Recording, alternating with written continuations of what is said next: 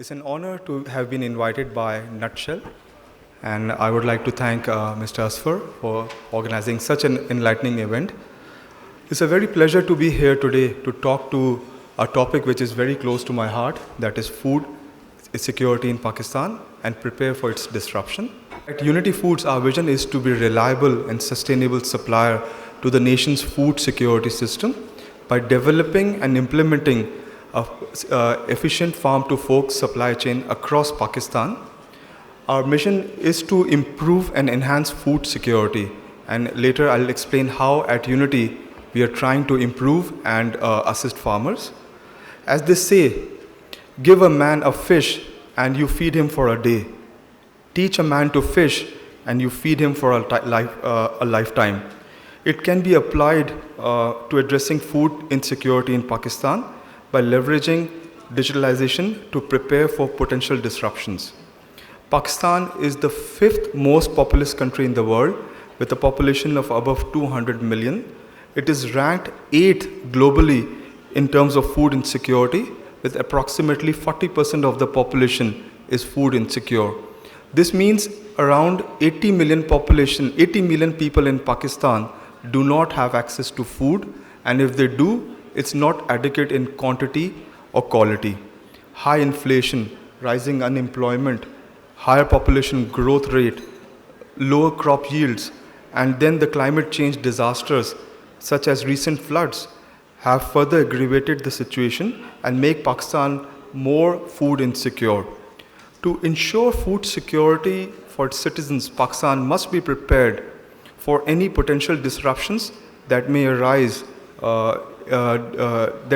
in the supply chain of its food. As the population continues to grow, employment opportunities remain limited due to the underperformance of our industries. This has contributed to a rise in food insecurity as we are increasingly relying on food imports to meet our basic needs, whereas previously we used to be self-sufficient. A few years back, Pakistan used to be exporter of wheat and cotton. Nowadays, we are using our precious foreign reserves to bring in wheat and to bring in cotton. We bring in cotton to meet the local demands of the domestic textile industry, and we bring in now wheat to feed the nation. If we continue to operate in the same way, Pakistan will be spending most of our foreign exchange reserves to pay for the agro commodities that are necessary to feed the nation, which should be utilized more to bring in capital goods rather than food commodities. Pakistan ranks as the world's 5th largest wheat producing country. Despite being the 5th largest wheat producing country, with Pakistan having a population of 200 million, Pakistan is the world's largest consumer of wheat. Our per capita consumption of wheat and flour is 124 kilos per annum, which is very large. This means that we need to ensure a robust and sustainable supply chain system for wheat production, which is very critical for Pakistan's food security, and the livelihoods of millions of farmers are relying on wheat cultivation. Despite that we are being the largest producer of wheat, our per hectare yield of wheat crop is only 2.9 metric tons, which is far much lower than the global average of 4 metric tons per hectare. This means there's a large room for increase in the crop yield. If we increase the crop yield by 20%, which is very achievable, this means that we can increase the production of wheat by 5.5 million tons. The crop now is 26 million tons. If we increase by 20%, we can reduce the pressure on our foreign reserves by substituting the import of wheat with the local crop, and we can build the depleted reserves, safety stocks, and we can also export the surplus of wheat to bring in more foreign reserves. Similar is the situation with the edible oil seeds. At the moment, Pakistan imports around 3 million tons of canola and soya beans, in which we burn around $2 billion of our foreign reserves to just bring in oilseed crops. And then we import 3 million tons of palm oil where we burn around $3 billion of our foreign reserves. This means the total burning is around $5 billion to feed the nation with edible oil. Pakistan's rapeseed crop local at the moment is 500,000 tons, whereas if we compare with India, the crop is approx 9 million tons. We are far below what Canada, Australia, Ukraine are producing. Our per hectare yield of rapeseed is 1.2 metric tons per hectare, which is far below the global average of 2 metric tons per hectare. If we increase the crop size of rapeseeds, definitely we can reduce the pressure on our foreign reserves, and we can export some of the excess meals to Far Eastern countries, and we can also develop our livestock industry and develop the poultry industry.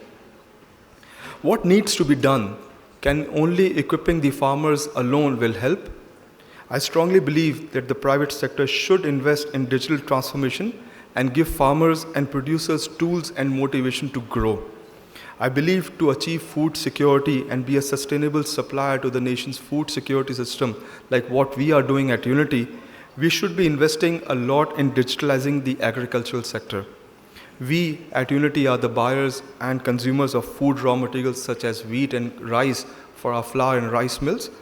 We have set up tools to enable farmers to get the best price for their crops and have the motivation to grow more.